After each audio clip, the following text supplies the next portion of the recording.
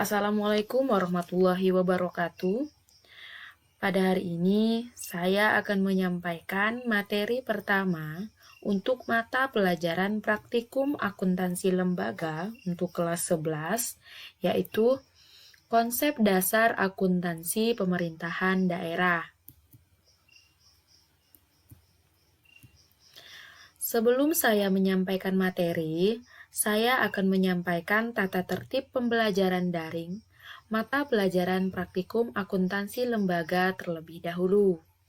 Adapun tata tertib pembelajaran daring ialah sebagai berikut. Yang pertama, siswa diwajibkan menyiapkan sebuah buku yang akan digunakan sebagai buku catatan dan buku latihan. 2. Siswa diwajibkan mengklik tombol subscribe dan like serta berikan komentar dengan cara mengetik nama siswa hadir sebagai tanda kehadiran. Ketiga, siswa diwajibkan menyimak materi sampai selesai. Keempat, siswa diwajibkan mengerjakan tugas di buku yang sudah dipersiapkan dan mengumpulkan tugas ke sekolah tepat waktu setiap tanggal 30. Yang kelima, pengumpulan tugas ke sekolah diwakilkan oleh ketua kelas atau yang mewakili. Yang keenam, apabila siswa terlambat mengumpulkan tugas, maka nilai tugas akan dikurangi 5 poin per hari. Terakhir, apabila siswa tidak mengumpulkan tugas, maka nilai rapor dipastikan tidak tuntas. Sekarang kita akan masuk ke pembahasan materi yang pertama, yaitu A. Organisasi sektor publik. 1. Definisi sektor publik. Menurut Mardiasmo, sektor publik didefinisikan sebagai suatu entitas yang aktivitasnya berhubungan dengan penyediaan barang dan jasa untuk memenuhi kebutuhan dan hak publik. Nah, jadi organisasi sektor publik di sini ialah satuan atau entitas yang berhubungan dengan kebutuhan publik, entah itu kebutuhan barang maupun jasa. Kelompok organisasi yang masuk ke dalam kategori sektor publik meliputi lembaga pemerintahan, organisasi agama, organisasi sosial, yayasan, institut pendidikan, dan organisasi kesehatan. 2. Komponen lingkungan sektor publik. Komponen-komponen yang termasuk dalam lingkungan sektor publik yaitu A. Faktor ekonomi. Faktor ekonomi ini meliputi pertumbuhan ekonomi, tingkat inflasi, tenaga kerja, nilai tukar mata uang, infrastruktur, struktur produksi, arus modal dalam negeri, dan pertumbuhan pendapatan per kapita. Kemudian B. Faktor politik. Faktor politik ini meliputi hubungan negara dan masyarakat, legitimasi pemerintah, tipe rezim yang berkuasa, ideologi negara, dan kelembagaan. C. Faktor kultural. Faktor kultural ini meliputi keragaman suku, ras, agama, bahasa, dan budaya, sistem nilai di masyarakat, dan tingkat pendidikan. D. Demografi. Demografi ini meliputi pertumbuhan penduduk, struktur usia penduduk, migrasi, dan tingkat kesehatan. B. Ruang lingkup akuntansi pemerintah. 1. Pengertian umum. Adapun ruang lingkup akuntansi pemerintah tertuang dalam Ketentuan Umum Undang-Undang RI Nomor 23 Tahun 2014 tentang pemerintah daerah, yaitu A. Pemerintah pusat.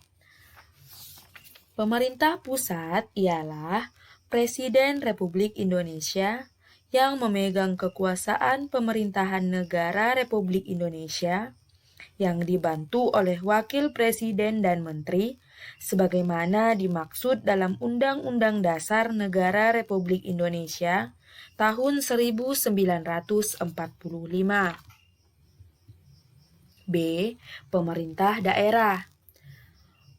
Pemerintah daerah yaitu Kepala Daerah dan Dewan Perwakilan Rakyat Daerah sebagai unsur penyelenggara pemerintahan daerah yang memimpin pelaksanaan urusan pemerintah yang menjadi kewenangan daerah otonom.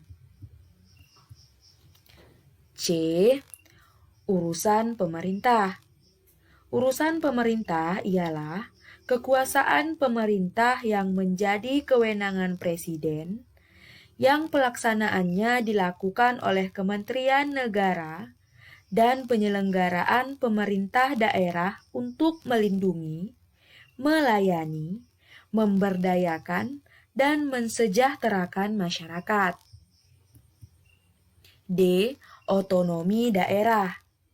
Otonomi daerah ialah hak, wewenang, dan kewajiban daerah otonom untuk mengatur dan mengurus sendiri urusan pemerintah dan kepentingan masyarakat setempat dalam sistem negara kesatuan Republik Indonesia.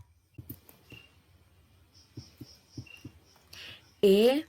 Asas otonomi. Asas otonomi ialah prinsip dasar penyelenggaraan pemerintah daerah berdasarkan otonomi daerah. F. Desentralisasi. Desentralisasi ialah penyerahan urusan pemerintahan oleh pemerintah pusat kepada daerah otonom berdasarkan asas otonomi. G.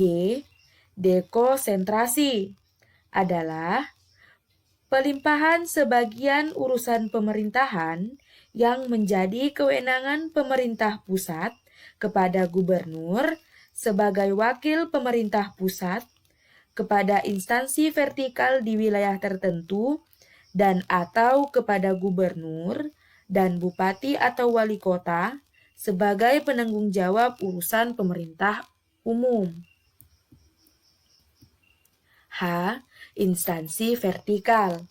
Instansi vertikal ialah perangkat kementerian dan atau lembaga pemerintahan non-kementerian yang mengurus urusan pemerintahan yang tidak diserahkan kepada daerah otonom dalam wilayah tertentu dalam rangka dekonsentrasi.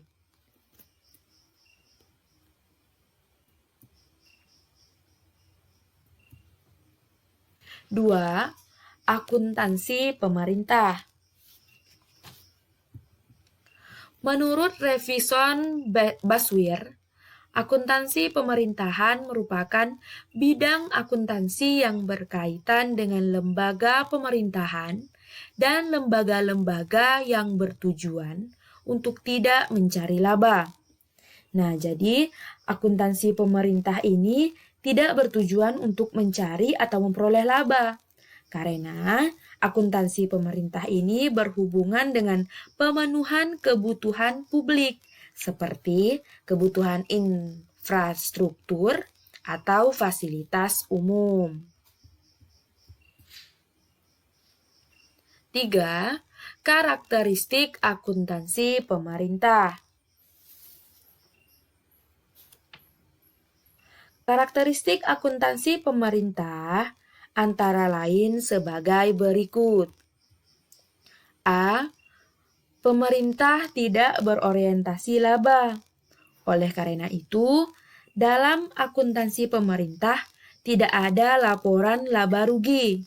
dan treatment akuntansi yang berkaitan dengan laba rugi. B. Pemerintah membukukan anggaran. Bagi pemerintah, anggaran merupakan hal penting karena menjadi dasar pelaksanaan kegiatan. C. Akuntansi pemerintah dimungkinkan mempengaruhi lebih dari satu jenis dana.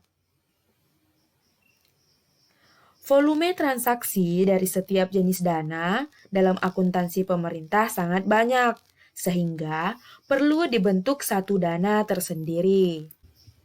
D.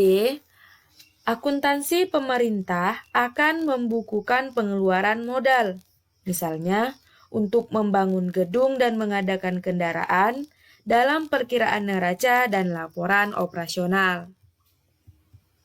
E. Akuntansi pemerintah bersifat kaku karena sangat bergantung pada pengaturan perundang-undangan. Nah, itulah tadi materi pertama mata pelajaran praktikum akuntansi lembaga. Kemudian, berikut ini ialah tugas untuk penyampaian materi pada kali ini, yaitu Anda diminta menuliskan hasil pengamatan Anda setelah menonton video ini di buku catatan dengan sebaik mungkin. Sekian materi dari saya. Atas perhatiannya saya ucapkan terima kasih. Wabillahi taufik wal hidayah. Wassalamualaikum warahmatullahi wabarakatuh.